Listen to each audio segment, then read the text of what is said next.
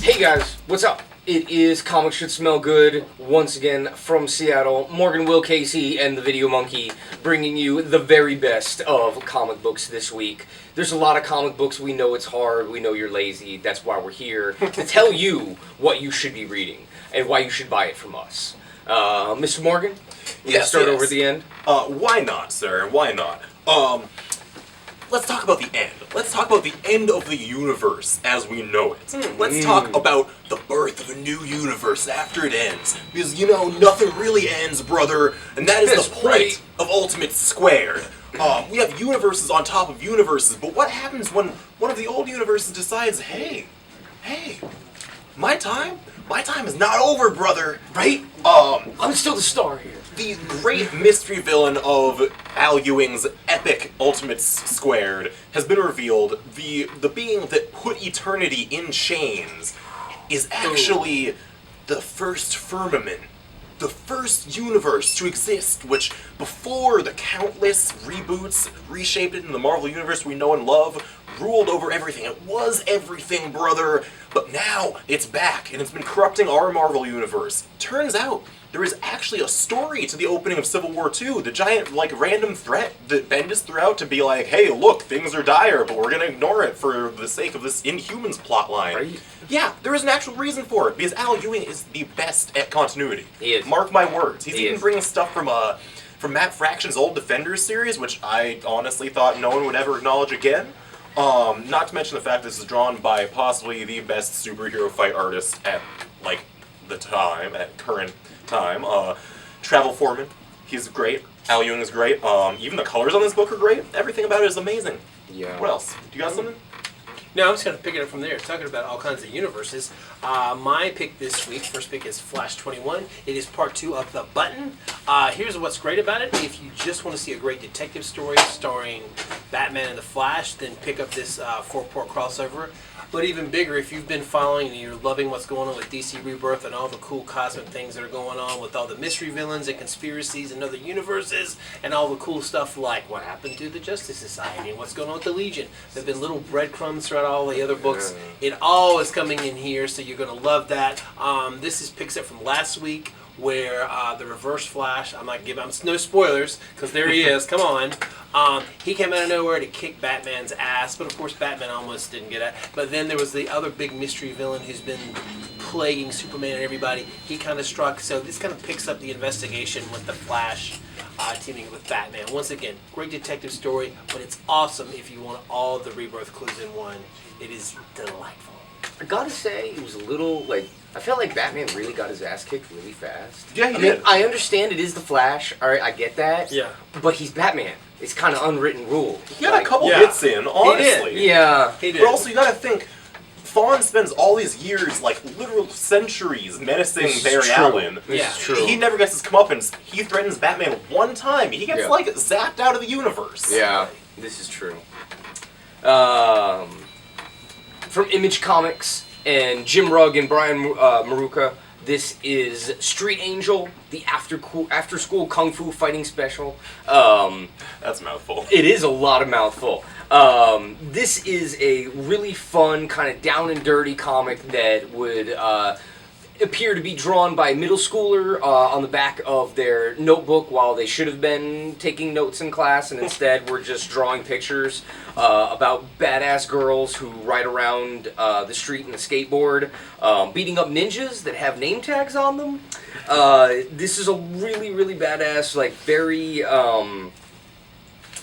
I don't know. This is like the reality of growing up. This is, minus the ninjas. This isn't like, nice, fun, 12 Things I Hate About You, high school movies and crap like that. No, this is beating up ninjas and then going to the dance with the head guy that you were trying to beat up because that's just how love works, I guess. But yeah. And full album here for first new stuff from Street Angel in a while. $20. Highly recommended. Alright, my next book here, a big debut from Marvel. We have the return of Ben Reilly as the Scarlet Spider in like his old school blue hoodie outfit, which is weird because I could have sworn I saw this book listed with a different cover with a different outfit. But hey, it's almost like Marvel's responding to their feedback. You're or something. totally right. That's because it weirded the hell out of me, and then I looked at that and I was like, wait, what was wrong with that? Yeah, but this sees Peter David writing the former Spider-Man and more recently former Jackal Ben Reilly, who, spoilers, for about 20 years ago, is actually a clone of Spider-Man. Jackal? Yeah. That's a spoiler. I thought that was known. Well, I was just... I'm it was a joke. I'm sorry. I thought you were goddammit. really sorry. No, I 20 years ago, man. Spoiler. Anyways, 20-year-old this is spoiler. drawn by Mark Bagley, who is looking his best since like Ultimate Spider-Man. I'd say this even looks better than some of the tail end of the stuff he drew on that. We've got Ben Reilly going around. He's still like all scarred from the clone degeneration and everything. He's in Las Vegas for some reason, and he's even got his own aunt, June, which is Oh, that's a creepy aunt. Look that's at a that. clever joke there. She's so... Yeah, she's terrifying. Oh my god, she's highly terrifying. It's like a We've got, Bizarro, like- man. Ooh, I put Exactly, wrong choice. exactly. Yeah, right? Wrong universe. No, Bizarro is perfect for Yeah. this case, honestly. So this looks great. I'm interested in seeing where this goes, especially with Kane still in play. Got some clone envy going on there. That is some clone envy. There's No Reason to Be Blue by X-Men Blue, number 2. This is my second pick of the week. X-Men Resurrection. At first, I'm going to admit, I was like, okay, but then I read them, and I was really excited for it. Jorge Molina's art is amazing. I love Cullen Bunn's writing. What he's doing is the time-lost original X-Men. Just when I think, maybe they've been around enough, let's send them back in time. No, they made Jean Grey the leader. I love what they're doing with Jean Grey as a leader. And not only that, Magneto, however you choose to say it. I think it's neater to say Magneto myself. He's their mentor, and they're hanging out at Madripoor. That's their headquarters. And what's really cool is I don't want to give stuff away from the last issue, but there's a lot of classic X-Men characters that they're going after. They hint a tease of a certain Claude X-Men that's coming back. Maybe it's not the one you want, but anyway, I like that character.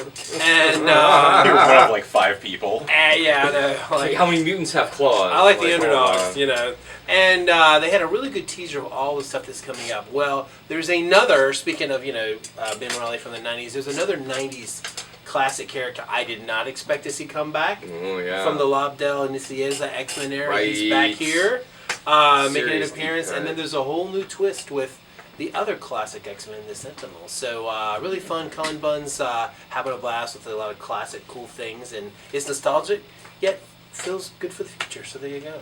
Bam. Valiant's got a couple of new releases this week. First one is the return of Britannia. Peter Milligan and Juan Jose Rip continue the story of the world's first detective, as at least said by Valiant. This takes place in Roman times, which you can tell by the immediacy of the togas, the slicing, and the food, and the blood. There's a lot of blood, actually. You're like 2 pages in, and you pretty much hit a blood quota. Lots of intestines, too, actually. Wow, this is a really vicious book. Anyway, Juan Jose Rip is a master of the viciousness. He really is. And Peter Milligan is a fantastic writer, and is usually a bit of a slower burn, but on these 4-issue minis, he kind of works faster, pulling you into the plot lines a bit quicker. But this looks really cool. And then, Hey! Very excited because issue 1 was awesome. This is the huge second issue of X-O Man of War, Valiant's flagship title, penned by Matt Kint with art by Tomas Giorello, who is just doing literally the best Conan in space. I don't care if it's not Conan. He has a friggin' robot arm thing already. Like, he's one-handed. Look at that. Yeah, like the poor dude has a stump on one hand, or from one arm, and then a metal arm or metal hand for the other hand. I mean, he has no hands left at all. But he has a sword, and he uses it a lot. But yeah, this one, I mean, just from the opening thing is just phenomenal. But yes, great space adventure from here, and again, Valiant just doing really fantastic superhero-y powered comics if you're wanting something that's along those lines, but you were tired of Inhumans and Magnetos and Nidos and other things, so. Oh, Never. boy. Never. Another superhero alternative here from the mind of the man who pretty much invented the modern superhero. In honor of the 100th birthday of the king, the Kamandi Challenge marches on. Yes. Kamandi is one of, I'm not going to say, like, Kirby's greatest creations, because, like, you can point to anything Kirby created, even, like, Silver Star, and you could probably have an argument for it being the greatest thing that he came up with. You can, actually. That's a different video. Yeah, it is. But this sees a different creative team every single issue for 12 issues straight, writing a new tale of the last boy on Earth, in which they leave it with a cliffhanger, and then don't tell the next creative team how they're going to handle it. It's just like, okay, yeah, write your way out of this one. And this issue sees James Tynion IV and Carlos D'Anda, who it's been ages since I saw a full issue from him. Maybe like back in Convergence, I think. He did a couple Batman and the Outsiders with OMAC, which was sweet. Oh, that's what he did. Those were actually pretty cool. Yeah. Wow. But this features something that may actually be cooler than OMAC, and I love OMAC. A giant Jaguar mech. That's all I'm going to say here. Jaguar mech, also Jaguar mad scientist. There's lots of Jaguar people here. It's Kamandi people. There's animal people all over the place. Tigers and lions. We're moving on. Batman and the Shadow, two of the greatest detectives in comic book literature, are together somehow in a new epic team-up from DC and Dynamite, written by Scott Snyder, Steve Orlando, with art by Riley Rossmo. It is beautiful to behold. It is spectacular. A great detective story. There's a murder in Gotham. The prime suspect is Lamont Cranston, who's supposedly been dead all this time. I'm pretty sure there's like a billion murders in Gotham. Exactly. Like, Here's just one. Here's a very special murder episode in Gotham City. Because it brings back the Shadow, and it's just awesome because the Shadow knows, and so really exciting. It's a limited series. It brings two great detectives together. Very excited for the mystery. Scott Snyder and Orlando writing it. It should be awesome. Snyder's doing that. Yeah. Well, co-writing, isn't he? Co-writing. Yeah. Still. I wish we had more time because I would really just talk about Alec Baldwin as the Shadow for about an hour. Yeah, that movie, yeah. And especially the opening part where he's just like some weird Asian white warlord who doesn't wear a shirt and he's just wearing like these like, I don't even know what, Asian royalty pants with like these weird shoes. And okay, I digress. This all sounds very problematic. We got a lot of man, it's so good, man. It's so good. Namwolf. This sounds inherently stupid. It is. That's what makes it awesome. Brought to you by one half of the team that creates the madness that is Space Riders, Fabian Rangel Jr., and art by Logan Faber, who recently did that Oh Kill Strike mini for Boom a couple years back, which was like that weird 90s knockoff superhero humor thing. This issue looks really, really cool. I mean, no spoilers here. These kids go to Nam. One becomes a werewolf. Shit happens. People die. Oh man, you shouldn't have drank that blood. Yeah, see, you never drink blood from a little potion thing that has like a snake head on it. That's not a good idea. But this is from Albatross, which is Eric Powell's comic publishing imprint. And Hillbilly is also out this week, but this looks like a lot of fun, and I really do enjoy Logan Faber. He's got a very good style, very humor-intrinsic style that works with this. But yeah, new number one, Namwolf. Oh, okay. Speaking of new number one, speaking of monsters, speaking of gore. Ooh, yeah. Man. You may have noticed that today is a holiday, actually. Not just New Comic Book Day, but Aliens Day, apparently, since like last year, 2 years ago or something. It's a weird thing. Marketing is wild, isn't it? But anyways, the point is, it gives us an excuse for more Stokoe. Aliens, Dead Orbit, number one.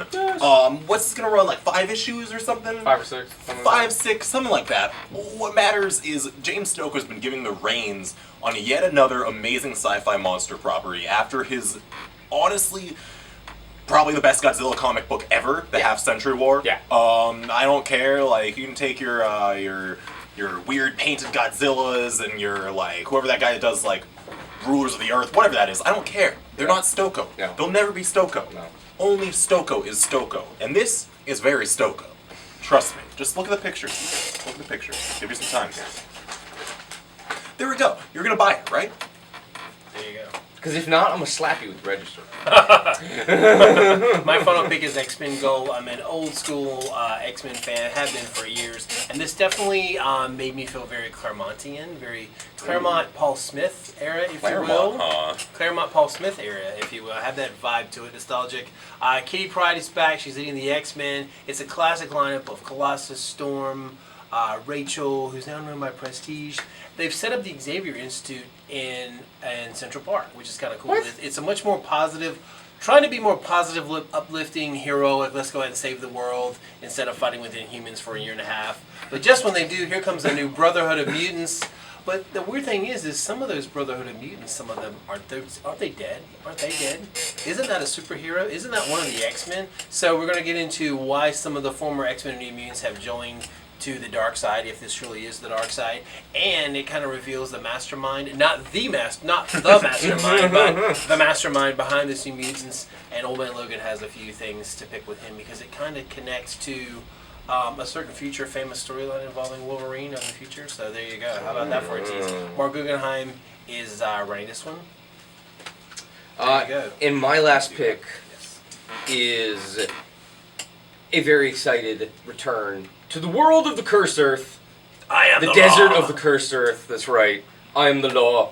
This is Judge Dredd. Ulysses Farinas, Eric Freitas, newcomer Daniel Irizarry doing art on this. And I mean, I love Old Man Judge Dredd.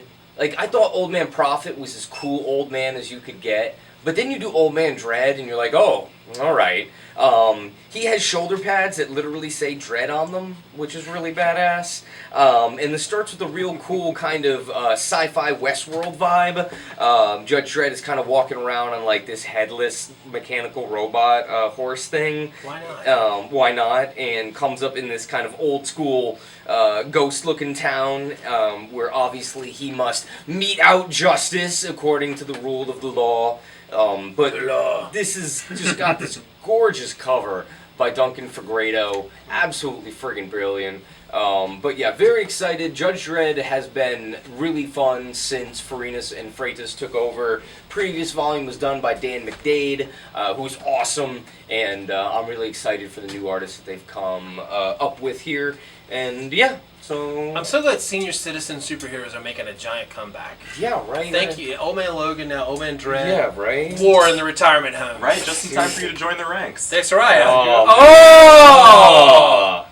At least they're better than those damn baby covers. I'm tired of those things. Okay. So yeah, go home tonight, watch Aliens, Alien 3, watch one of those things. If you do watch Aliens 2, make sure you quote it a lot. And yeah, we actually have some awesome Aliens toys that Perry has unearthed from the back. So we've got those. But come in and celebrate your love of the aliens in the comics. Hey, and share with us on Facebook and Twitter your favorite lines from Aliens. There you go. That's from great. all the soldiers and stuff like that. Perfect. Interact. All right, guys. Who said this?